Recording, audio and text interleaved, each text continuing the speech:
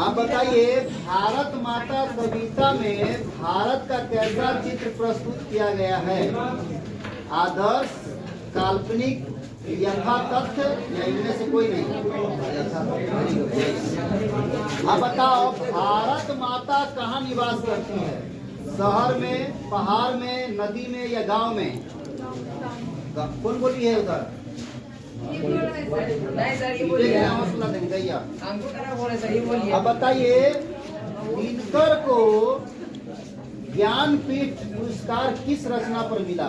ओंकार, रश्मि रथी, उर्वशी या दिनकर को ज्ञानपीठ पुरस्कार किस रचना पर मिला था? ओंकार, रश्मि रथी, उर्वशी या ये द्वंद्व गीत? गलत है आपका।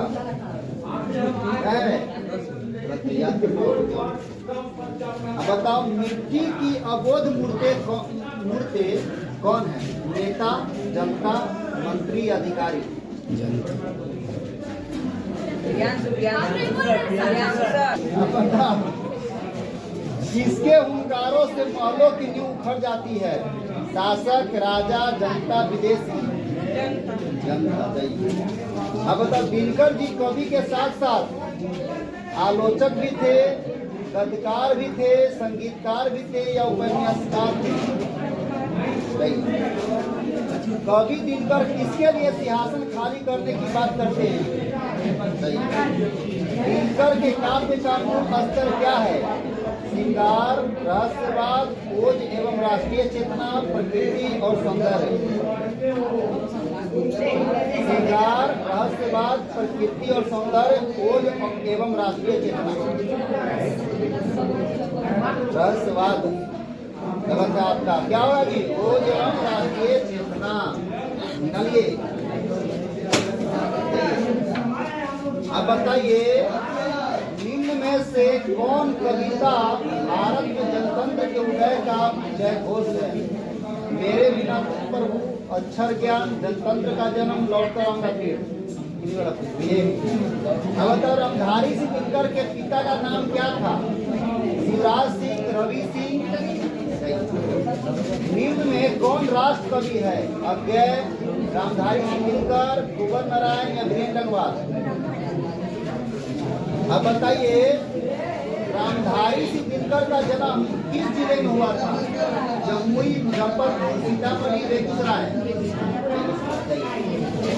अब बताइए,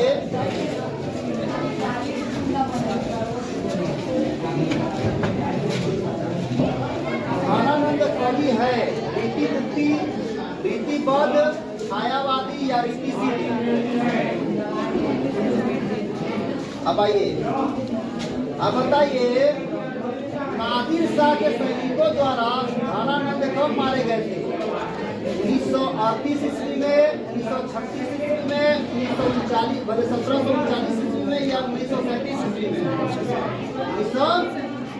1739 ईस्वी में। कब मारे गए थे जी?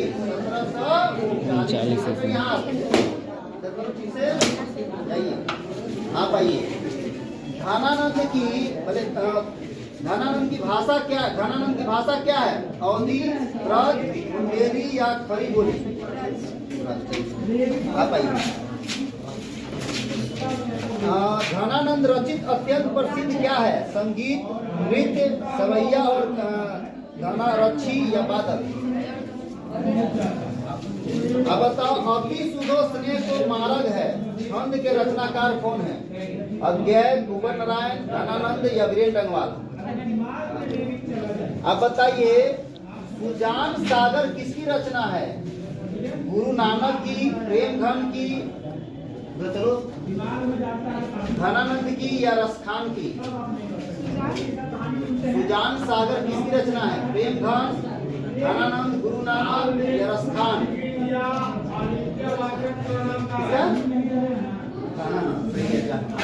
अब बताओ, कवि रसखान किसके परम भक्त है? राम के, दुर्गा के, कृष्ण के या सीता के? राम के।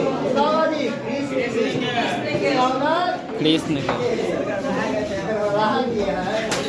जाइए, आप बताइए प्रेम वरण प्रस्थान में किसे कहा है? प्रेम वरण प्रस्थान में किसे कहा है? राम को, सीता को, कृष्ण को, यशोदा को?